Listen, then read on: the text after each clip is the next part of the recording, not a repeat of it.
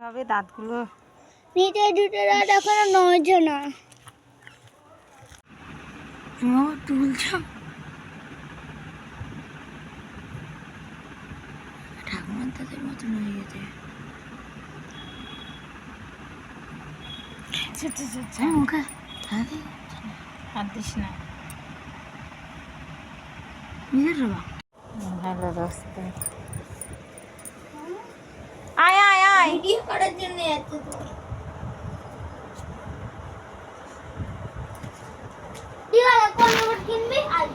সন্ধ্যেবেলায় ডাক্তারের কাছে নিয়ে যাচ্ছি, দেখে কেউ বলবে আমার ছেলেকে যে ওর শরীর খারাপ হয়েছে, মুখে ব্যথা, বক বক বক বক করে যাচ্ছে। যে ডাক্তারের কাছে যাচ্ছি আমরা, যেতে যেতে রাস্তায় বুদ্ধদেব মারা গেছেন, তার জন্যই সবাই শোক পালন করছে, নীরবতা পালন করছে।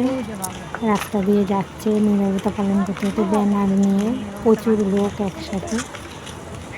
এবার আমরা ওখানে দাঁড়ালাম একটু কিছুক্ষণ, সবাই যাচ্ছে রাস্তায়, লোকজন যাওয়া যাচ্ছে না সেই কারণে দাঁড়ালাম একটু।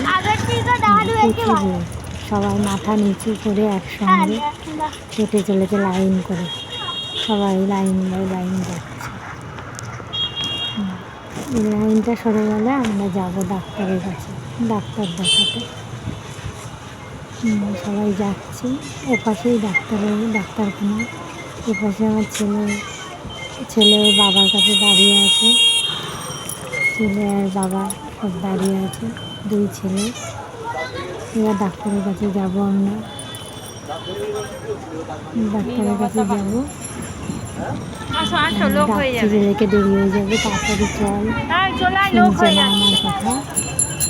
তারপরে আমি জোর করে ধরে নিয়ে গেলাম, তাড়াতাড়ি চল, তাহলে লোক হয়ে যাবে অনেক, আমরা ডাক্তার দেখাতে পারবো না। তারপরে যে ডাক্তারের কাছে নিয়ে যাচ্ছি, ও একটু সুস্থ নেই, দেখেই যাচ্ছে, কথা বক বক করেই যাচ্ছে, ওর মুখ বন্ধ থাকে না। তাহলে কি হয়েছে, কতক্ষণে কথা বললেন সব, এখানে কোন ডাক্তারের কাছে যাবো, কিসের জন্য, সব জিজ্ঞাসা করে যাচ্ছে। ওর যে মুখে ব্যথা, ওর কোনো চিন্তাই নেই, তার জন্য ডাক্তারের কাছে চলে এসেছি। ডাক্তারের কাছে ডাক্তার এখানে ওকে তাও দুষ্টামি করছে, এখানে এসেও ওকে দেখতে বলছে এদিকে, ও চলে যাচ্ছে ওইদিকে। আবার ডাক্তারের কাছে যাচ্ছি, এই পর্যন্তই করেছি। তারপরে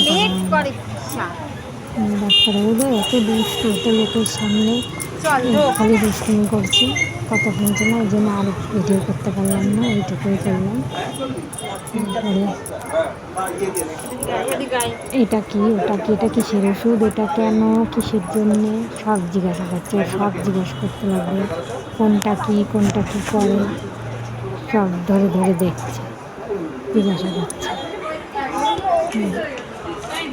তারপরে ওয়েটটা মাপালাম একটু, যেমন ডাক্তার দেখানো হয়ে গেছে, আমরা চলে যাচ্ছি বাড়ির দিকে যাচ্ছি রাস্তায় আস্তে আস্তে।